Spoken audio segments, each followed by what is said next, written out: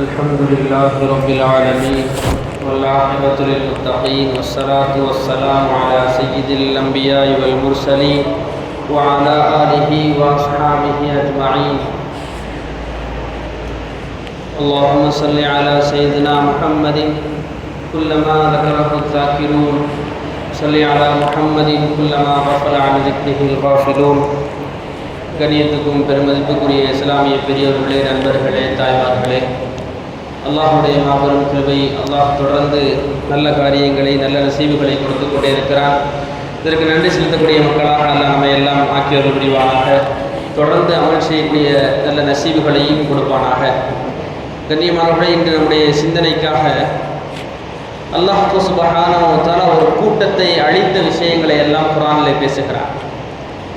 ஒரு கூட்டத்தை நாங்கள் அழித்தோம். அதிலே 3 வகையான மனிதர்கள் இருந்தார்கள். முதலாமவர்கள் அல்லாஹுடைய கட்டளையை அப்படியே பின்பற்றி வாழ்ந்த மக்கள். அல்லாஹுடைய கட்டளையை அப்படியே பின்பற்றி வாழ்ந்த மக்கள், கொஞ்சம் கூட அல்லாஹ்வுக்கு மாறு செய்ய வேண்டும் என்ற எண்ணங்கள் இல்லாத மக்கள். அவர்களை நாம் அழித்தோம். அடுத்து அல்லாஹ் சொல்கிறான், அதே ஊரில் இருந்த அல்லாஹ்வுக்கு மாறு செய்து கொண்டே இருந்தவர்களை நாங்கள் அழித்தோம். எப்படி? அல்லாஹ்வுக்கு மாறு செய்யாதவர்களையும் அந்த கூட்டத்தையும் அழித்தோம். அல்லாஹ்வுக்கு மாறு செய்ய கூட்டத்தையும் அழித்தோம். அல்லாஹ்வுக்கு மாறு செய்யக்கூடிய கூட்டத்தை தடுக்காமல் இருந்தவர்களையும் நாம் அழித்தோம்.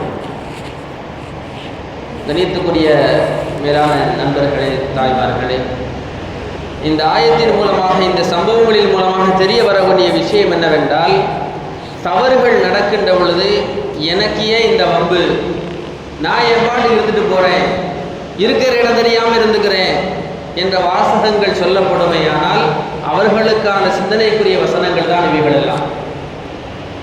ஏனென்றால் ஹதீஸில் வருகிறது, ஒரு தவறை கண்டு உங்களால் கையால் தடுக்க முடியும் என்றால் கையால் தடுங்கள். நீங்கள் சொன்னால் அந்த தவறிலிருந்து அந்த தவறு நிறுத்தப்படும் என்றால் வாயினால் சொல்லுங்கள். உங்களால் எதுவுமே செய்ய முடியாத ஒரு சூழல்களில் நீங்கள் இருந்தால், நீங்கள் மனதிலாவது தவறென்று புரிந்து அல்லாஹ்விடத்திலே பாதுகாப்பு தேடுங்கள். இன்னைக்கு இந்த 3வது கட்டத்துடைய இடத்திற்கும் கூட நம்மளால் வர இயலவில்லை. ஒரு தவறு நடக்குது, ஷரியத்துக்கு முரணான காரியம் நடக்குது, ஒரு இஸ்லாமியருடைய வீட்டில் வெளியில் கேட்குற அளவுக்கு பாட்டு சத்தம் கேட்குது, நம்ம நடந்து போகக்கூடிய வழிகளில் அல்லது ஒரு விசேஷமான நேரங்களில் விசேஷுடைய வீடுகளில் இது போன்று ஹராம்கள் செயல்படுத்தப்படுதுன்னு சொன்னால் அங்கு நம்ம சொல்ல முடியும் என்றால் வாயினால் சொல்ல வேண்டும். இல்லை, தடுத்து நிறுத்த முடியும் என்றால் எந்த வகையிலாவது தடுத்து நிறுத்த வேண்டும். இல்லை என்றால் அதற்கு செல்லாமல் இருக்க வேண்டும். காரணம் கேட்டால் இப்படி ஒரு தவறு நடந்தது, ஆகவே நான் வரவில்லை என்ற அந்த தைரியமாவது வர வேண்டும். இப்படிப்பட்ட நிலைகளும் இல்லாத சூழ்நிலையில் அல்லாஹ் சொல்கிறான், நாங்கள் அல்லாஹுடைய கட்டளையை அப்படியே செயல்படுத்தி அந்த கூட்டங்களையும் நாங்கள் அழித்திருக்கிறோம். காரணம் என்னவென்றால், அவர்களிடத்திலே தவறுகளை தடுக்க வேண்டும், தண்டிக்க வேண்டும் என்ற சிந்தனைகளும் இல்லாததான் என்பதாக அல்லாஹ் சொல்லி காட்டுகிறான். ஒரு நேரத்திலே ஹதரத் உமர் ரலியல்லாஹுடைய ஆட்சி காலம், காதிசியா என்ற ஒரு போர் விறுவிறுப்பாக நடந்து கொண்டிருக்கிறது. ஏராளமான எதிரிகள் ரோம் கிஸ்ராவை நோக்கி அந்த சண்டைகளில் மிக விறுவிறுப்பான சண்டைகள் நடந்து கொண்டிருக்கிறது. எதிரி புறத்துகளிலும் பல ஆயிரக்கணக்கான வீரர்கள், இஸ்லாமிய படையை ஹாலித் இப்னு வலீத் ரலியல்லாஹு அவர்கள் தலைமை தாங்கி சென்றிருக்கிறார்கள். மிக தூர தேசம் அது காதிசியா. ஹதரத் உமர் ரலியல்லாஹு அவர்கள் எப்பொழுதுமே வழமை போல் நகர் வலம் வருகிறார்கள். இரவு நேரங்களில் நகர் வலம் வருகிறார்கள். அப்போ ஒரு பேச்சு கேள்விப்படுறாங்க. அது ரொம்ப அவங்களுக்கு பேரிடியாக இருக்குது. என்ன கேள்விப்படுறாங்கன்னா, நிச்சயமாக இஸ்லாமிய படை ஜெயிச்சிடும், அல்லாஹ் உதவி செய்து விடுவான் என்ற வார்த்தைகளை பேசுவதற்கு முன்னால் இஸ்லாமிய படை ஜெயித்து விடும், ஏன்னா படைத்தளபதி ஹாலித் இப்னு வலீத் தான். மக்கள் என்ன சொன்னாங்க? மக்கள் பேச என்ன, இஸ்லாமிய படை நிச்சயமாக வெற்றி பெற்று விடும், ஏனென்றால் படைத்தளபதி யாரு? ஹாலித் இப்னு வலீத். அவர் போன எந்த போருமே தோக்கலை அப்படின்னு சொன்ன விஷயம் ஹதரத் உமர் ரலியல்லாஹு அன்ஹு அவர்களுக்கு பெரும் இடியாக இருந்தது. அல்லாஹ் எங்கு சென்று விட்டான்? அந்த வார்த்தைகள் பேசப்படாமல் ஆகிவிட்டதே அப்படின்னு சொல்லி அடுத்த நாள் உடனடியாக அலுவலகத்திற்கு வந்தார்கள், கடிதம் எழுதினார்கள். காதிசியாவுடைய போர் அந்த தளபதிக்கு கடிதம் எழுதுகிறார்கள். அப்துல்லாஹ் இப்னு ஜர்ராஹ்வை நான் அனுப்பி வைக்கிறேன், அவரை படைத்தளபதியாக ஆக்கிவிட்டு நீங்கள் சிப்பாயாக தளபதியாக நின்று போர் செய்யுங்கள். என்ன வார்த்தை? காலித் பின் வலீது பெறுகிறாரு, ஆனால் ஜெயிச்சிருவாங்க. இந்த வார்த்தையை கூட தீமை என்பதாக குலஃபாய ராஷிதீன்கள் கருதி இருக்கிறார்கள். அந்த படையுடைய சூழ்நிலை நாம் பார்க்கிறோம். இந்த கடிதம் கொண்டு போய் காலித் பின் வலீது கொடுக்கப்படுகிறது. தொடர்ந்து பார்த்துவிட்டு சொல்கிறார்கள், நான் தளபதியாக செயல்பட உத்தரவிடப்பட்டிருக்கிறேன். உங்களுடைய படையின் தளபதி யார்? அப்துல்லாஹ் இப்னு ஜர்ராஹ் தான். அவர் சொல்வதுதான் கேட்க வேண்டும் என்பதாக எல்லோருக்கும் பணித்துவிட்டு அந்த போரிலே ஜெயித்த வரலாறுகளை நாம் பார்க்கிறோம். பிற்றொரு காலத்திலே கேட்கிறார்கள் ஹதரத் காலித் பின் வலீது உமரிடத்திலே, என்னை ஏன் அந்த போரில் நீங்கள் என்ன செய்ய என்னை தலைவராக இருந்து இறக்கினீர்கள்? காரணம் என்ன? நான் சரியாக போரிட மாட்டேன் என்பதனாலா?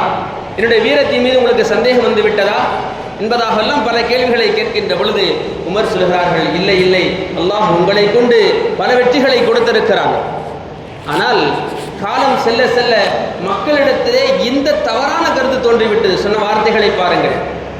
நம்ம இன்னைக்கு அசால்ட்டாக சொல்கிறோம், அந்த டாக்டர்கிட்ட போனால் சரியாயிடும், அவர்கிட்ட போனாதாங்க சரியாகும், நீங்கள் எத்தனை பேர்கிட்ட பார்த்தாலும் சரியாகாது, அவர்கிட்ட ஒரு ஊசியை போடுங்க சரியா போயிடும். இந்த வார்த்தைகளை நம்ம சர்வசாதாரணமாக பேசுகிறோம். ஹதரத் உமர் சொன்னார்கள், மக்களிடத்தில் இப்படி ஒரு பேச்சு வந்து விட்டது, போருக்கு சென்றால் ஹதரத் காலித் பின் வலீத் இருந்தால் நாம் வெற்றி பெற்று விடுவோம் என்ற வார்த்தைகள் பேசப்பட்டு விட்டது. அல்லாஹ்வை விட உங்களை முக்கியத்துவப்படுத்தி விடுவார்களோ மனிதர்கள், இதனால் தவறுகளுக்கு காரணமாகிவிடுமோ என்பதற்காக வேண்டி நான் என்ன செய்து உங்களை அந்த படைத்தளபதியுடைய பதவியிலிருந்து இறக்கிறேன் என்பதாக சொல்கின்ற பொழுது ஹதரத் காலித் பின் சொல்கிறார்கள், மாஷா அல்லாஹ், அல்ஹம்துலில்லாஹ், இது போன்ற தலைவர்களை கொடுத்த எங்களுக்கு அல்லாஹுக்கே எல்லா புகழும் என்பதாக அதில் உமர் ரலியல்லாஹுடைய புகழ்ந்த சம்பவங்கள் நாம் பார்க்கிறோம். கண்ணியமானவர்களே, நம் கண் முன்னால் ரமலானுடைய காலங்களில் எவ்வளவோ தவறுகள் நடந்து கொண்டிருக்கிறது. சின்ன சின்ன தவறுகளாக நாம் கடந்து செல்கிறோம்.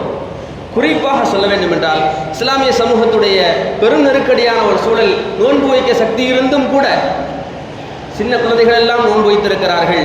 இந்த நிலையிலும் கூட நம்முடைய மக்கள் இன்னும் டீ கடைகளில் நிற்பது அவசரமான விஷயமாக இருக்கிறது. அதை பார்த்தும் கண்டும் காணாமல் நாம் கடந்து செல்வது அதைவிட மோசமான நிகழ்வாக இருக்கிறது. ஆகவே கண்ணியத்துக்குரிய மேலான பெரியோர்கள் நண்பர்களே, இதுவெல்லாம் வெளிப்படையான தவறுகள். அதே போன்று நமக்கு உட்படையாக நாம் புறம் பேசுவது, பொய் சொல்வது, வேறு வார்த்தைகளை பேசுவது, கெட்ட வார்த்தைகளை பேசுவது, பிள்ளைகள் ரோட்டில் சர்வசாதாரணமாக சொல்லிவிட்டு கடந்து செல்கிறார்கள், நாம் கேட்டுவிட்டு கடந்து செல்கிறோம். கண்ணியமானவர்களே, இதுவெல்லாம் அல்லாஹுடைய தண்டனைகளை நல்லவர்களுக்கும் எடுத்துக்கொண்டு விடும் என்பதை மாற்று கருத்துக்கள் கிடையாது. ஆகவே இந்த காலத்தில், மிக முக்கியமான இந்த காலத்தில் நாம் உறுதி எடுக்க வேண்டும். தவறுகளை நாம் கண்டும் காணாமல் நான் செல்ல மாட்டேன், என்னால் இயன்ற அளவுக்கு அதற்குண்டான மாற்று ஏற்பாடுகளுக்கு முயற்சி செய்வேன் என்ற சிந்தனைகளை நாம் எடுத்துக்கொள்ள வேண்டும். அல்லாஹ் சுப்ஹானஹு வ தஆலா தீமைக்கு எதிராக நின்று களமாடக்கூடிய நல்ல பாக்கியமிட்ட ஜெயசீலர்களாக நம்மையும் நம்முடைய சந்ததிகளையும் நம்ம ஈண்டெடுத்த பெற்றோர்களையும் ஆக்கியல் புரிவானாக. ஆஹிரு தஅவானா அல்ஹம்துலில்லாஹி ரப்பில் ஆலமீன். அஸ்ஸலாமு அலைக்கும் வரஹ்மத்துல்லாஹி வபரகாத்துஹு. சுப்ஹானல்லாஹி வ பிஹம்திஹி